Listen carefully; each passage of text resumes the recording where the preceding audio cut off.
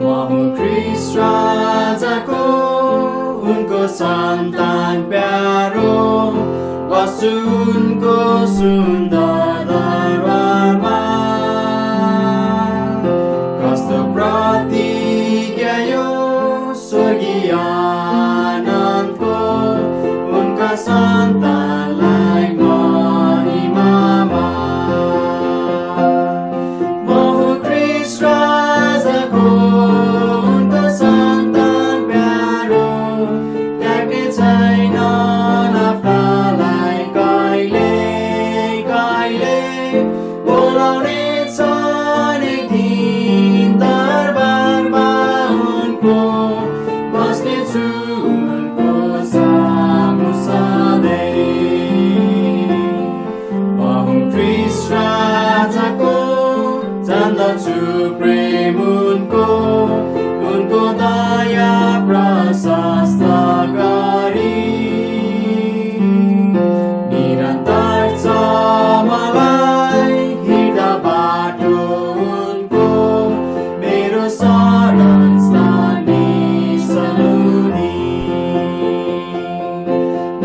ख्रीष्ट राजाको उनको सन्तान प्यारो त्याग्ने छैन आफ्नालाई कहिले कहिले। बोलाउने छन् एक दिन दरबारमा उनको बस्नेछु उनको सामु सधैँ। ख्रीष्ट राजाको बाचा निश्चित उनको जीवनको नदीको किनारमा। सबै बेला हुन्छ हेर मुहार ख्रीष्टको वर्तमान संसारको अन्तमा। ख्रीष्ट राजाको उनको सन्तान प्यारो त्याग्ने छैन आफ्नालाई कहिले कहिले। बोलाउने छन् एक दिन दरबारमा उनको बस्नेछु उनको सामु सधैँ।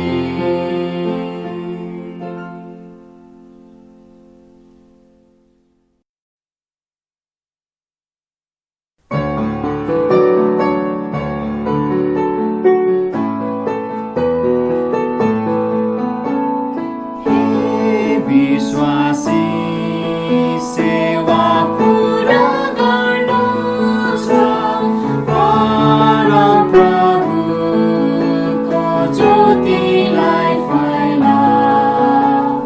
सारा सृष्टिको कर्ता चालु हुन एक आत्मा नरकमा हराएको घोषणा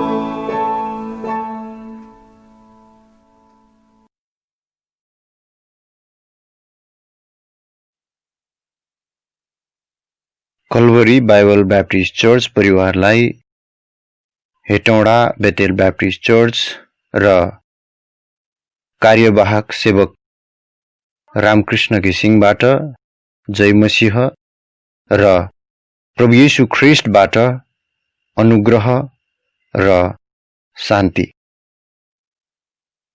मूलत म परमेश्वरलाई धन्यवाद दिन्छु जसले त्यस मण्डलीमा भइरहेका सभाहरूमा आशिष दिनुभएको छ। सुरुदेखि नै प्रभु येशू ख्रीष्टमा गरिएको विश्वास र परमेश्वरको वचन मुताबिकको अभ्यास स्थिरता हेटौँडा बेतेल ब्याप्टिस्ट चर्चको निम्ति एक नमुना भएको छ। यस प्रकारको व्यवहार हाम्रो निम्ति उत्साहका कारण बनेको छ। यहुदा 1 अध्यायको 3 पदले भने जस्तै एकचोटि सदाका निम्ति सुम्पिएको विश्वासका निम्ति यत्नपूर्वक सङ्घर्ष गर्न एक अर्कालाई उत्साह दिनु खाँचो छ। त्यो प्रकारको उत्साह मैले कल्वरी बाइबल ब्याप्टिस्ट चर्चबाट पाएको छु। मैले पास्टरको बारेमा मात्र भनिरहेको होइन, बरु मण्डलीको हरेक सदस्यहरूको बारेमा भन्दैछु। कोरोना महामारीले विश्व आक्रान्त भएको बेलामा पनि विकल्पहरूमा गएर भए पनि सभाहरूलाई निरन्तरता दिनु, यसले परमेश्वरसँगको संगति र एकअर्का बीचको संगतिलाई निरन्तर जोड्नमा सहायता गर्यो र यो पनि हाम्रो निम्ति परमेश्वरबाटको उत्प्रेरक प्रमाणित भयो। भविष्यमा पनि जबसम्म प्रभुको आगमन हुँदैन तबसम्म परमेश्वरको वचनमा गरिएको विश्वास र अभ्यासमा स्थिर रहन सकेको होस् र मण्डलीका हरेक सदस्यहरूले विश्वासको रखवाली गर्न सकेको होस् र असल लडाईँ लडिकन आफ्नो दौड पूरा गर्न सकेको होस्। ख्रीष्ट येशूमा हामी तपाईहरूको निम्ति यही शुभेच्छा प्रकट गर्दछौं। यहाँ भइरहेका सभाहरूलाई तपाईहरूले सम्झनु भएको छ र परमेश्वरलाई बिन्ती चढाउन बिर्सनु भएको छैन। त्यसको निम्ति तपाईहरूलाई धन्यवाद छ। यहाँका अवस्थाहरूको बारेमा तपाईहरू परिचित नै हुनुहुन्छ। परमेश्वरप्रतिको प्रेम र विश्वासमा बढ्दै जानुभएको होस्। प्रभु येशू ख्रीष्टको अनुग्रह, परमेश्वरको प्रेम र पवित्र आत्माको संगति निरन्तर सबैसँग रहुन्। आमेन।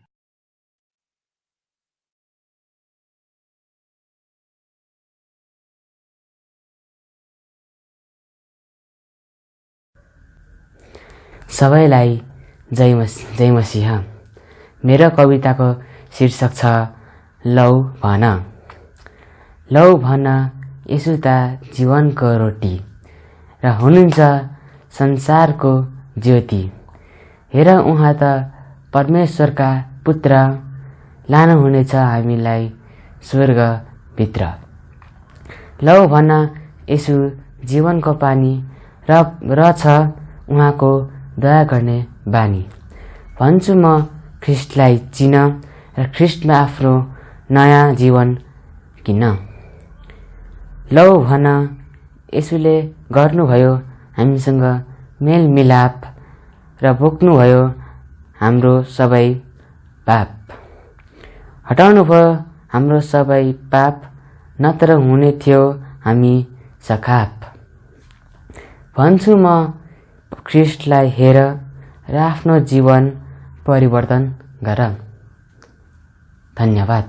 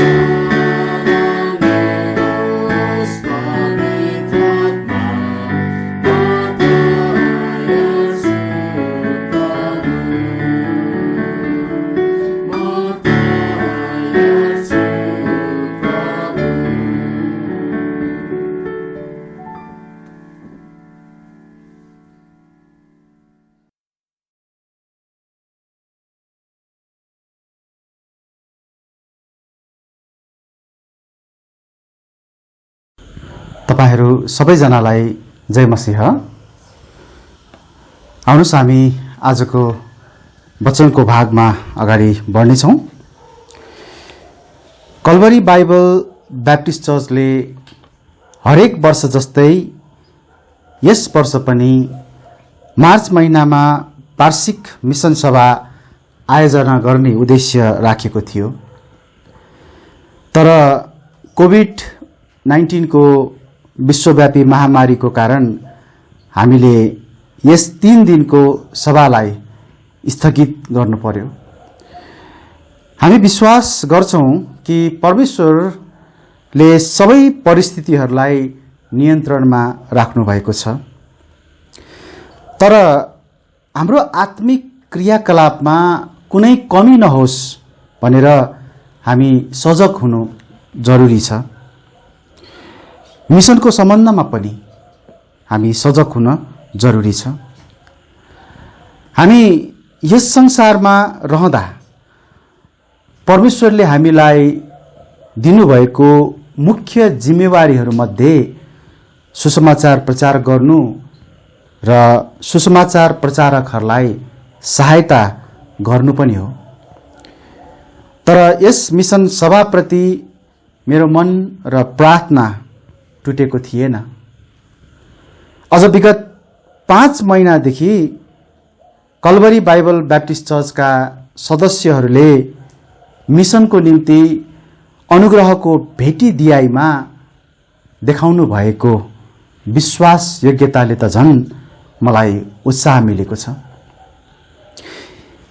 यस्तो विषम परिस्थितिमा सायद हामीले सोचौँला, यस्तो समयमा पनि म सुसमाचारको निम्ति के गर्न सक्छु र?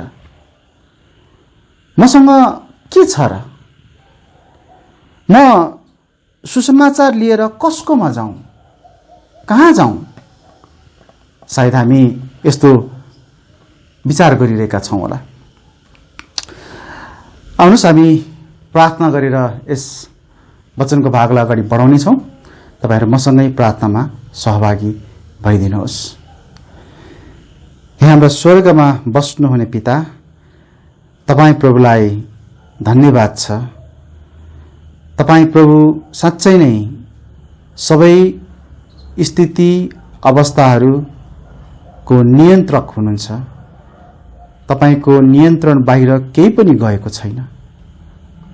हालको अवस्था पनि तपाईको नियन्त्रणमा छ। हामीलाई लाग्न सक्छ अहिले के भइरहेको होला अनि कस्तो अवस्था आइरहेको होला अनि तपाईको सेवा अनि तपाईको सुसमाचार प्रचार गर्ने कार्य कसरी गर्ने। तर हामीलाई प्रभु तपाईले मार्ग देखाउनुहुन्छ, बाटो देखाउनुहुन्छ र हामीलाई जे गर्नुपर्ने हो त्यो तपाईले सिकाउनुहुन्छ। अहिले हामी मिसन सभामा छौं जुन आजबाट हामीले सुरु गरेका छौं। अनलाइनबाट भए तापनि प्रभु हामी सबैलाई यस समय आशिष दिनुस् र विशेष गरी अहिले जुन तपाईको जीवित वचनबाट हामी हेर्न जाँदै छौं, हामीलाई त्यसमा तपाई प्रभु आशिष दिनुहोस्। आशिष माग्छौं प्रभु येशूको नाममा, आमेन। आज म यो सन्देशलाई बाँड्दा तपाईहरु सबैलाई एउटा प्रश्न गर्दै सुरु गर्न चाहन्छु। त्यो प्रश्न चाहिँ यस्तो छ, परमेश्वरले तपाईलाई के दिनुभएको छ? परमेश्वरले तपाईलाई के दिनुभएको छ? मसँग तपाईहरुले दोस्रो राजाहरूको पुस्तक 4 अध्यायको 1 पददेखि 7 पदसम्म कृपया पल्टाउनु होला। हामी त्यस खण्डलाई सुरुमा पढ्ने छौं। म फेरि एकपटक भन्छु, दोस्रो राजाहरूको पुस्तक 4 अध्यायको 1 पददेखि 7 पदसम्म। यहाँ यस्तो लेखिएको छ, म पढ्ने छु। अनि भविष्यवक्ताहरूका शिष्यहरूका पत्नीहरूमध्ये एउटी स्त्रीले यसो भन्दै एलिसालाई पुकारिन्, तपाईका दास मेरा पति मरे अनि तपाईलाई थाहा छ तपाईका दासले परमप्रभुको डर मान्थे अनि मेरा 2 छोराहरूलाई कमाराको रूपमा आफू कहाँ लैजानलाई महाजन आएका छन्। अनि एलिसाले तिनलाई भने,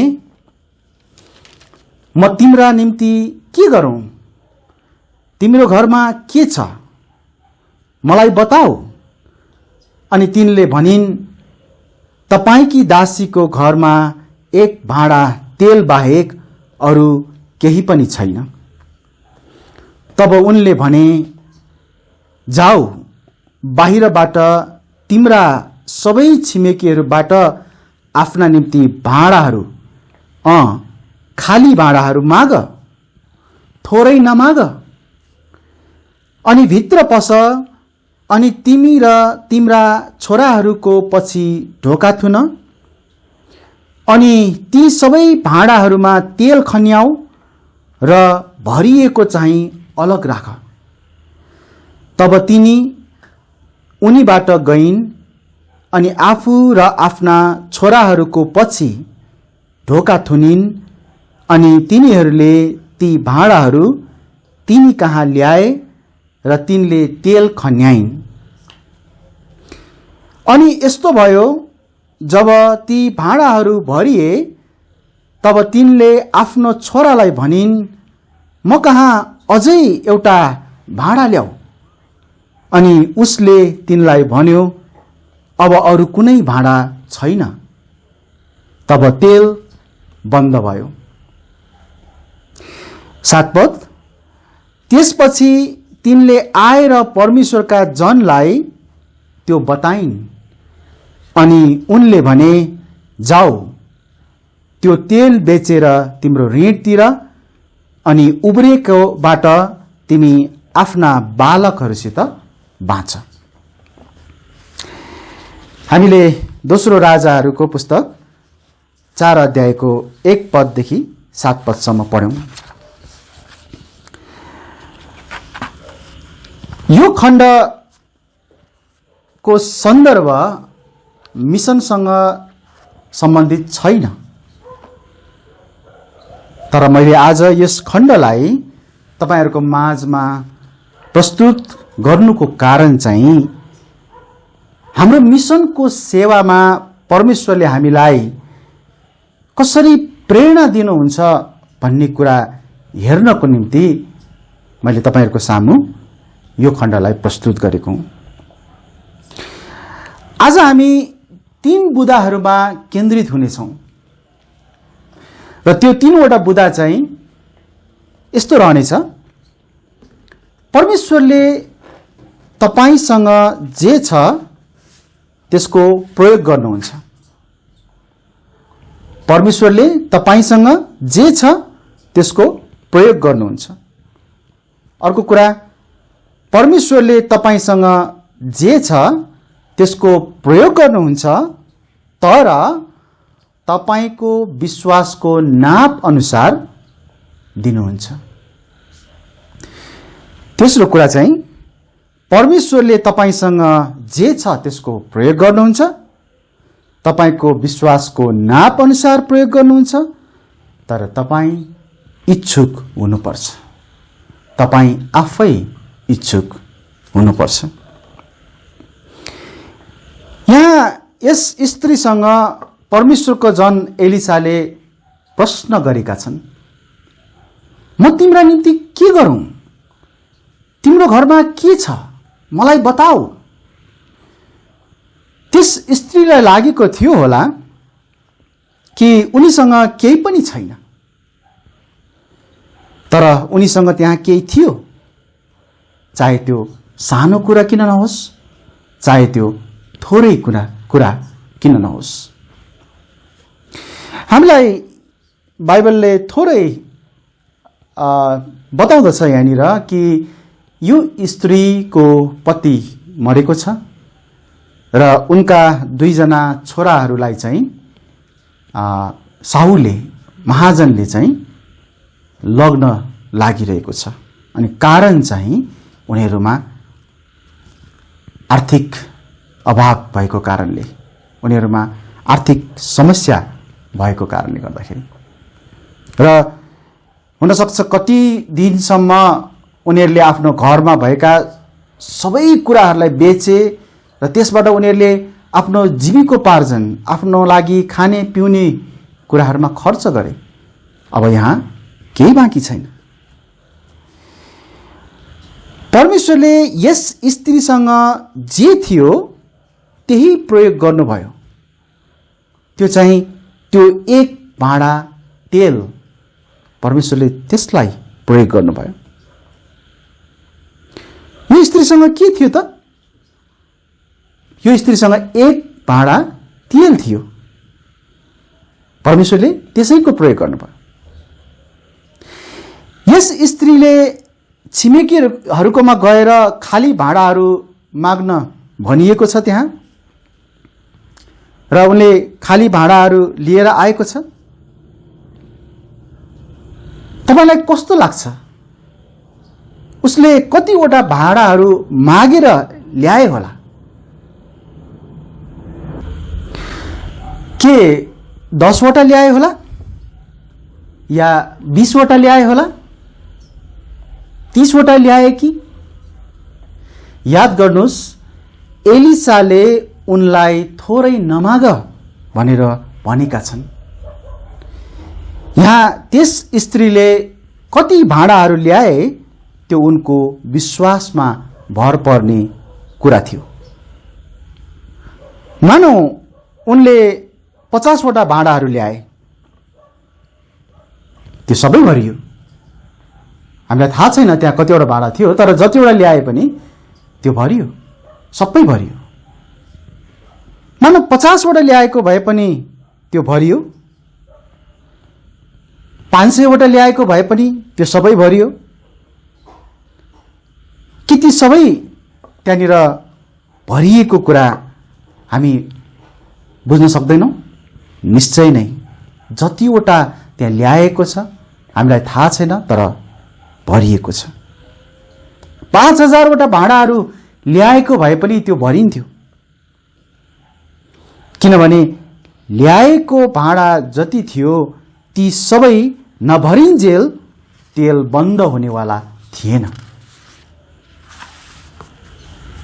त्यस स्त्रीले परमेश्वरका जन एलिसालाई त्यस आश्चर्यको काम गर्न दिन इच्छुक पनि भएका थिए। हुन सक्छ उनीले एलिसाले गर्न लागेका त्यस आश्चर्यको कार्यलाई कसरी हुन सक्छ अथवा कसरी भयो भनी मनमनमा गमेर बसे होला। यस्तो हुन सक्छ। उनले सायद भने होला मनमनमा कि मैले त कहिले यस्तो देखेको छैन। सायद त्यस्तो सोचाइ उनले राखेको थियो होला। तर उनले परमेश्वर र परमेश्वरका जनलाई त्यस आश्चर्यको कार्य दिन इच्छुक भए। कतिपटक हामी पनि मसँग त केही पनि छैन भन्ने विचार गर्दै निष्क्रिय भएर बस्छौँ, कदम अगाडि बढाउँदैनौँ, विश्वासलाई बलियो बनाउँदैनौँ, परमेश्वरलाई काम गर्न दिन इच्छुक हुँदैनौँ। म त एउटा सामान्य मान्छे हुँ, केही पनि गर्न सक्दिनँ, मसँग त केही पनि छैन, यस्तै यस्तै विचार हामी राख्ने गर्दछौँ। कतिपटक मोसाले जस्तै है, जब परमेश्वरले मोसालाई मिस्रबाट इजरायलीहरूलाई छुटाएर ल्याउनको निम्ति प्रयोग गर्न चाहनुभयो, मोसाले उल्टो परमेश्वरसँग त्यहाँ प्रश्नमाथि प्रश्न गरेका छन्। उनले प्रश्न गरेका छन्, म को हुँ र? म के भनौँ? मलाई विश्वास गर्ने छैनन्, मेरो कुरा सुन्ने छैनन्, म बोल्नमा सिपालु छैन। धेरैजनाले विश्वास गर्छन् मोसा चाहिँ राम्ररी बोल्न जान्दैन, अलिकति उसको बोली राम्रो फुट्दैन, निस्कँदैन, यस्तै। तर परमप्रभुले उनलाई भन्नुभयो, तिम्रो हातमा त्यो के हो? अनि उनले भने, लौरो प्रभु, लौरो। अनि तिमीले यो लौरो आफ्नो हातमा लिनु, जसद्वारा तिमीले चिन्हहरू देखाउने छौ। प्रभुले त्यो भन्नुभयो। त्यो लौरोलाई परमेश्वरले मोसालाई चाहिँ परमेश्वर कति शक्तिशाली हुनुहुन्छ भन्ने कुराको प्रमाण दिनलाई प्रयोग गर्नुभयो। त्यो लौरोलाई चाहिँ साँपमा परिणत गर्नुभयो। मोसा डराए, तर पछि मोसाले साँपलाई पक्रे, पुच्छरबाट पक्रेर फेरि लौरो बन्यो। अनि त्यही लौरोलाई परमेश्वरले मोसाको सेवाको निम्ति प्रयोग गर्नुभयो।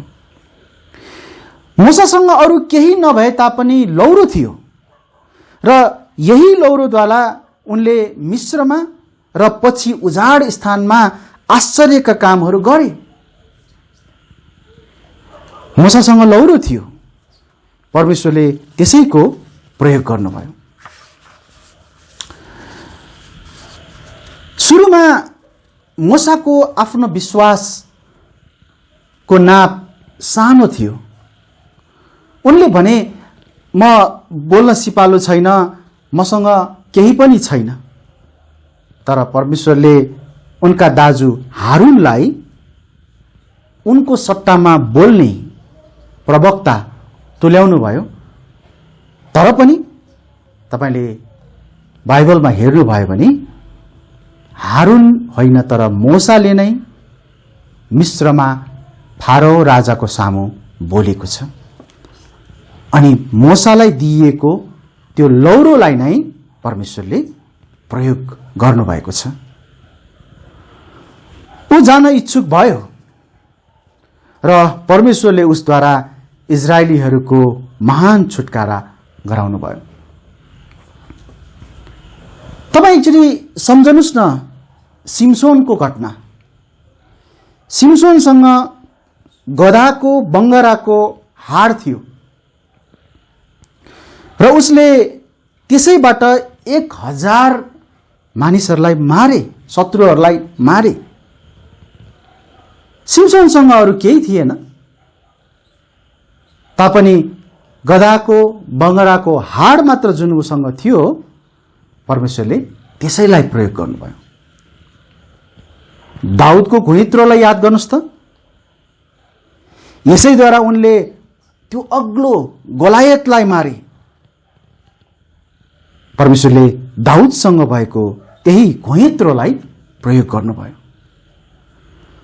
तपाईलाई समग्र याद छ होला, न्यायकर्ताहरूको पुस्तकमा समग्रसँग गोरु हाँक्ने सुइरो थियो र उनले यसै सुइरोद्वारा 600 पलिस्तीहरूलाई मारे पनि। समग्रसँग अरू केही नभए पनि सुइरो थियो, गोरु हाँक्ने सुइरो थियो र परमेश्वरले त्यसैलाई प्रयोग गर्नुभयो। जब हामी नयाँ नियममा आउँछौँ तब हामी धेरै त्यस्ता उदाहरणहरू पाउँछौँ। 2वटा उदाहरण हामी हेरौँ। तपाईहरु सबैलाई याद होला विधवाको बेटीको घटना। विधवाको बेटी, हामी त्यस घटनामा आउने छौँ।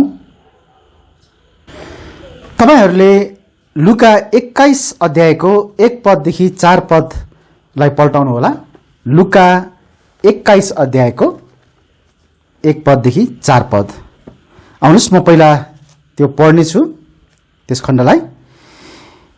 उहाँले आँखा उठाई हेर्नु हुँदा धनवान मानिसहरूलाई आफ्ना भेटी ढुकुटीमा हालिरहेका देख्नुभयो।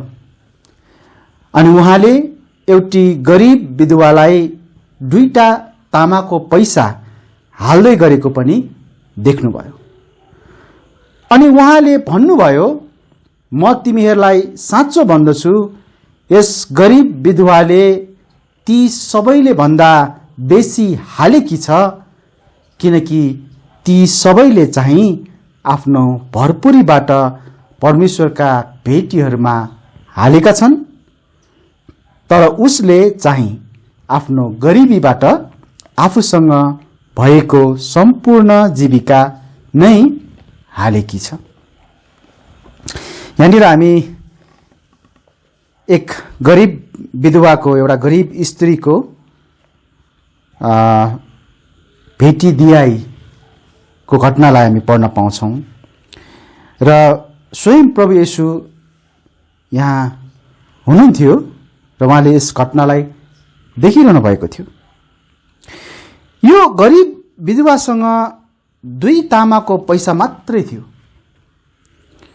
उनले आफूसँग भएको सबै जीविका दिए भनेर यहाँ बाइबलमा उल्लेख गरिएको छ। गरिब विधवासँग अरू केही नभएर उनले चाहिँ आफूसँग केही बाँकी नराखेर उनले परमेश्वरको निम्ति यो 2 तामाको पैसा उनले सबै नै दिएको थियो। अर्थात् उनले आफूसँग केही बाँकी नराखेर उनले सबै चाहिँ त्यस भेटीको निम्ति दिएको थियो। गरिब विधवाले, प्रभु मसँग यो 2 तामाको पैसा बाहेक केही पनि छैन, यसैले म केही पनि दिन सक्दिनँ, उनले त्यो भनेनन्।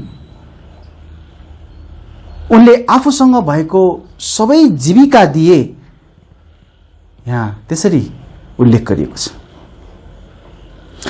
मैले यहाँनिर तपाईहरुसँग गरिब विधवाले जस्तै तपाईको सबै धन सम्पत्ति रित्तो पारेर दिनुहोस् भनेर मैले भन्न खोजेको होइन, म त्यो भन्न सक्दिनँ। तर त्यो गरिब विधवाको हृदयमा प्रभुले जे बोल्नुभयो उनीले त्यही गरे। अनि तपाईको हृदयमा परमेश्वरले जस्तो बोल्नुहुन्छ तपाईले पनि त्यही अनुसार गर्नुपर्छ। उनले विश्वास साथ दिए। विचार गर्नुस् न, आफूसँग भएको जति कुरा छ त्यो सबै नै अब भेटीमा उनले चढाउँदै छिन्। त्यो त ठुलो विश्वास हो। त्यसपछि त उनीसँग केही पनि हुनेवाला छैन, केही पनि त्यहाँ रहने छैन मानवीय सोचले हेर्दाखेरि। तर परमेश्वरमा त्यस्तो हुनेवाला थिएन। अझ हामी देख्छौं यस स्त्रीले इच्छुक भएर दिएका छन्। उनलाई कसैले कर गरेको छैन, उनलाई कसैले जबरजस्ती गरेको छैन, उनले आफ्नो इच्छाले दिएको छ। यदि हामी नयाँ नियममै यूहन्नाको पुस्तकमा जान्छौं भने 6 अध्यायमा त्यहाँ एउटा घटना छ जहाँ प्रभु येशूले एउटा ठिटाबाट 5 रोटी र 2 साना माछाद्वारा 5000लाई खुवाउनु भयो। यूहन्ना 6 अध्यायको 1 पददेखि 15 पदसम्म तपाईले यो पढ्न सक्नुहुन्छ। म विश्वास गर्दछु कि येशूले त्यस ठिटाबाट त्यो रोटी र माछाहरू खोसेर लिनुभएको थिएन। उहाँले वा उहाँको चेलाहरूले पक्कै पनि माग्नुभयो र ठिटाले पनि खुसी साथ दिएको हुनुपर्छ। त्यो ठिटासँग परमेश्वरको सेवाको निम्ति 5 रोटी र 2 माछाहरू थिए। उनले येशूले केही त पक्कै गर्नुहुन्छ भन्ने विश्वासमा दिए अनि उनी दिनको निम्ति इच्छुक पनि त्यहाँ भएको हामी पाउँछौं। मैले भर्खर पनि भने पक्कै पनि त्यहाँनिर त्यस ठिटाको खाजालाई चाहिँ त्यहाँ प्रभुले अनि चेलाहरूले पक्कै पनि खोसेका थिएनन्। त्यस ठिटाको त्यस सेवाले उनलाई पछि आशिष मिल्यो। हामी केही पद चाहिँ पढ्ने छौं। यूहन्ना 6 अध्यायको 12 र 13 पद तपाईहरु मसँग त्यहाँ जान सक्नुहुन्छ। त्यहाँ आशिष प्राप्त भएको छ। त्यहाँ यस्तो लेखेको छ यूहन्ना 6 अध्यायको 12 अनि 13 मा, तिनीहरू अघाएपछि उहाँले आफ्ना चेलाहरूलाई भन्नुभयो, उब्रेका टुक्राहरू बटुल र एउटै पनि खेर नजाओस्। यसकारण तिनीहरूले बटुले र 5 वटा जौका रोटीका टुक्राहरूबाट 12 वटा डाला भरे, जो चाहिँ खानेहरूले उबारेका थिए। त्यो ठिटासँग भएको 5 वटा जौको रोटी र 2टा ससाना माछा उसँग जुन थियो त्यो त्यतिले नै त्यति ठूलो संख्याका मानिसहरूलाई प्रभुले खुवाउनु भयो। त्यो सानो ठिटाले चाहिँ भन्न सक्थ्यो, यति धेरै मानिसहरू छन् प्रभु, 5000 भन्दा बढी मानिसहरू छन्, मेरो एउटा यति सानो खाजा कसरी हुन सक्छ? तर त्यहाँ उनले चाहिँ विश्वास गरेको छ प्रभुले गर्न सक्नुहुन्छ भनेर, अनि उनले दिन इच्छुक भएर दिए। अनि त्यो दिएपछि चाहिँ त्यहाँ 12 डाला बाँकी रहेको उब्रेको हामी त्यो घटना पढ्न पाउँछौं। सायद घरबाट निस्किनु अघि त्यस ठिटाले आफ्नी आमासँग खाजा मागेको थियो अब बाइबलमा लेखिएको छैन र म यस्तै भयो भनेर भन्न सक्दिनँ, तर मैले तपाईँहरूलाई एउटा उदाहरणको रूपमा मात्र यसलाई बताउन खोजेको हुँ। ठिटाले, आमा आज म येशूको सङ्गतिमा जाँदैछु, मलाई केही खाजा दिनुस् न। मैले पक्कै भने होलान्। अनि आमाले पनि ल यो 2वटा रोटी, यो माछा, यो रोटी र माछा लिएर जाऊ भनेर त्यहाँनिर चाहिँ आमाले पक्कै भने होलान्। अनि उनले चाहिँ आमालाई धन्यवाद दिँदै त्यहाँ येशूको सङ्गतिमा पक्कै आएको होला। उनलाई थाहा थिएन उनले ल्याएको खाजाले चाहिँ त्यहाँनिर 5000 मानिसहरूलाई प्रभुले खुवाउनको निम्ति प्रयोग गर्नुहुनेछ भनेर। र त्यो ठिटाले पनि त्यहाँनिर प्रभुसँग आफ्नो खाजा नदिने, त्यसलाई रोकेर राख्ने, अनुच्छुक हुने, इच्छा नगर्ने र विश्वास नगर्ने त्यस्तो प्रकारको व्यवहार पनि देखाएको छैन।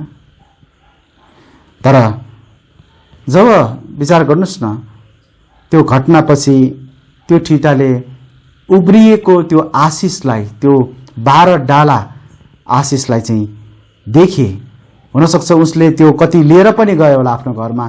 आमा छक्क पनि पर्यो होला, तिमीले त खाजा नै खाएन कि के हो, बरु उल्टो लगेको भन्दा बढी ल्याउँदैछौ।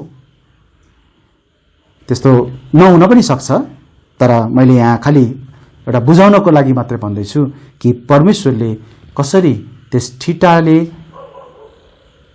आफूसँग भएको खाजालाई दिँदाखेरि प्रभुले त्यो प्रयोग गर्नु भएर त्यसबाट आफ्नो सेवा पुरा गर्नुभयो। हामीले विभिन्न उदाहरणहरूलाई आज हेर्यौं र यी उदाहरणहरूमा हामीले 3वटा कुराहरूलाई मुख्य गरी हेरिरहेका थियौं। त्यहाँ परमेश्वरको कामको निम्ति यी व्यक्तिहरूसँग केही न केही थियो। त्यो स्त्रीसँग त्यो तेलको भाँडो थियो, मोसासँग लौरो थियो, त्यहाँ दाउदसँग घुँयत्रो थियो, समगरसँग त्यो घोच्ने सुइरो थियो। अनि हामीले हेर्यौं विधवा स्त्रीसँग 2 तामाको पैसा थियो। अनि यो ठिटासँग त्यहाँ रोटी र माछा थोरै भए पनि त्यहाँ थियो। मेरो प्रश्न छ तपाईहरुसँग, तपाईसँग के छ जसलाई परमेश्वरले प्रयोग गर्न सक्नुहुन्छ?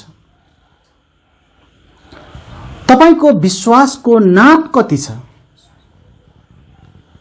अनि के तपाई परमेश्वरको सेवा र महिमाको निम्ति प्रयोग हुन इच्छुक हुनुहुन्छ?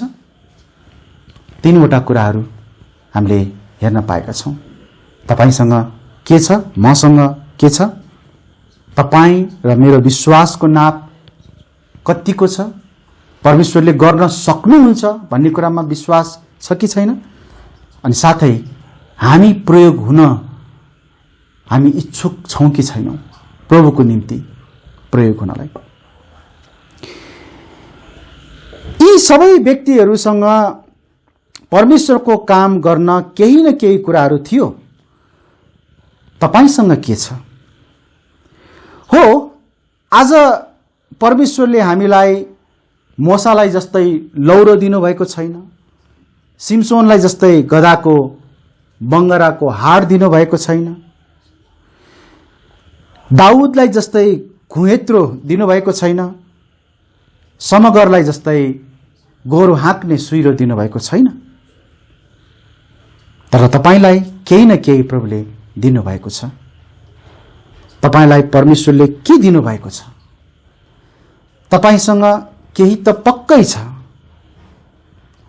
आज हामी सबै तपाई अनि म प्रार्थना गरौं, के छ प्रभुले दिनुभएको भन्ने कुरालाई हामी आफैलाई जाँचौं, हेरौं र भोलि जब हामी पुनः दोस्रो दिनको सभामा भेट्नेछौँ।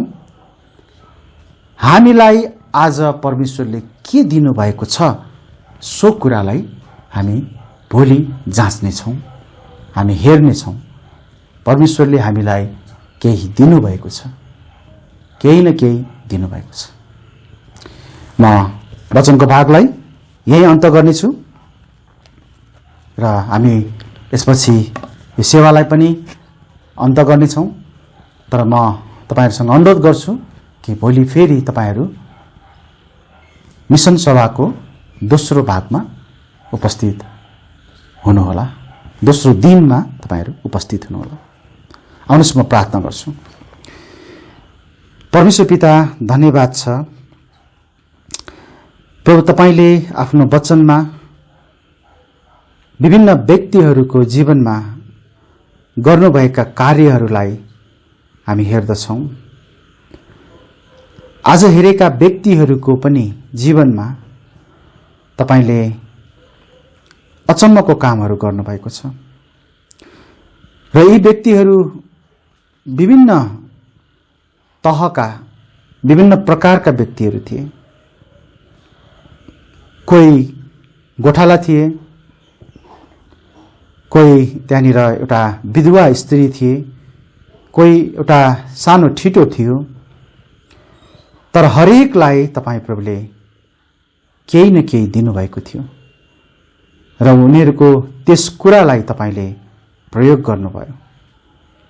उनीहरूले तपाईको कार्यलाई विश्वास गरे अनि आफैलाई तपाईको सेवा गर्न इच्छुक भए।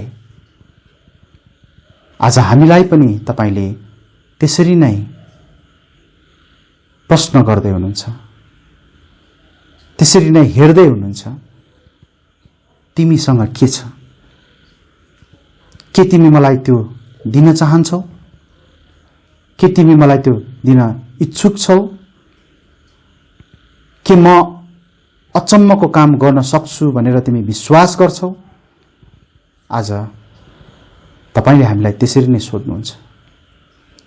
हामीलाई जाँच्न दिनुहोस् प्रभु।